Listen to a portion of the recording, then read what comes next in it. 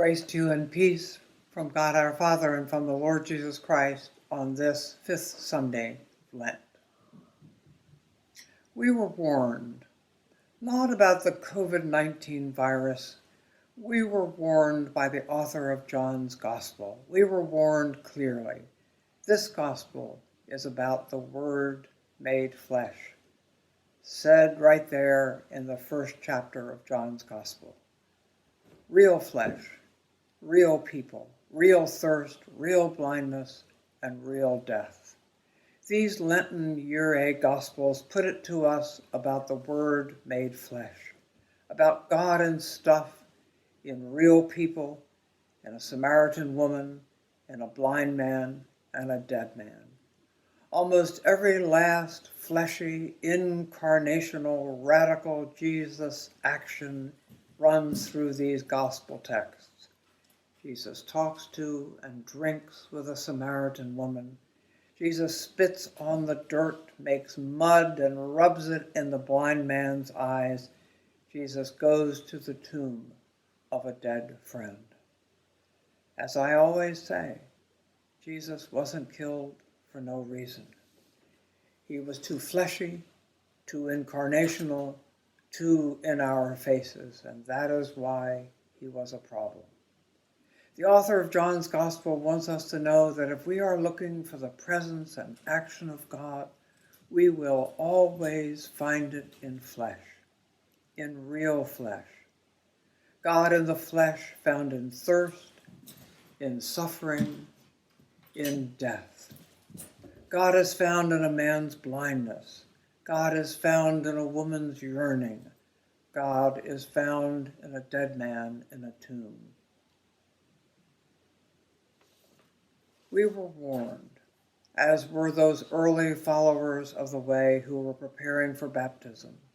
These gospel texts were the outline of their baptism class.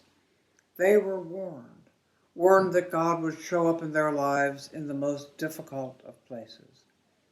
They already knew that life was difficult.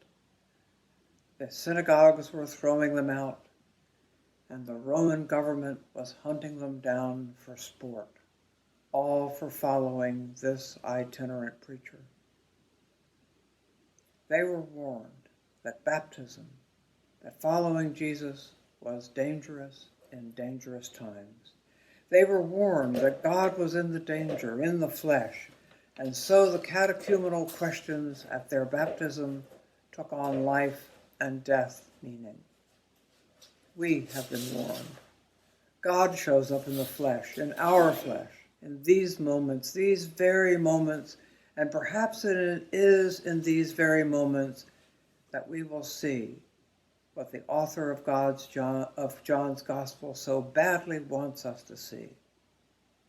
The Word made flesh, dwelling among us, full of grace and truth.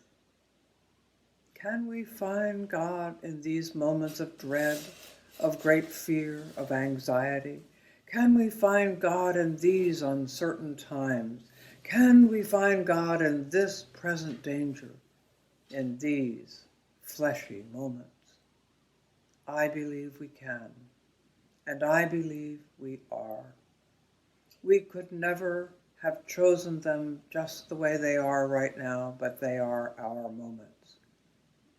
Most of us have already experienced in the past few weeks of social distancing a kind of community that might be far deeper than that which we knew before. We have learned that church is, in fact, the people gathered and not a building.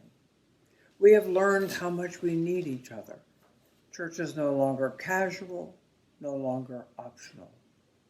We have learned with Mary of Bethany the one thing necessary: to love God, self, and neighbor. We have learned that God is indeed in our midst, in the word preached, the sacrament blessed, and in the community gathered.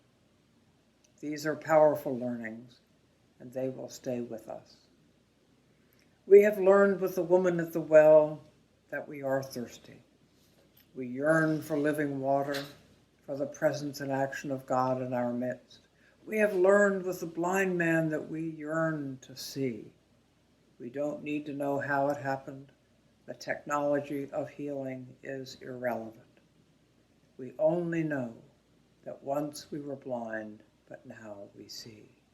See the beauty of God's creation, and most importantly, the beauty of each other. We were blind, but now we see. We are learning that we can come back to life even in the worst of circumstances, that we can become unbound, come back to life, even after days of death.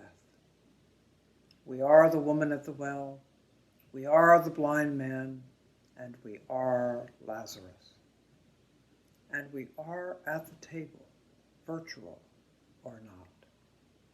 We were warned, and now we know. God is in our midst, in the flesh, even in the worst of circumstances. As Lent draws to a close and Holy Week dawns, may you know and feel the presence and action of God in your flesh. And may you be well.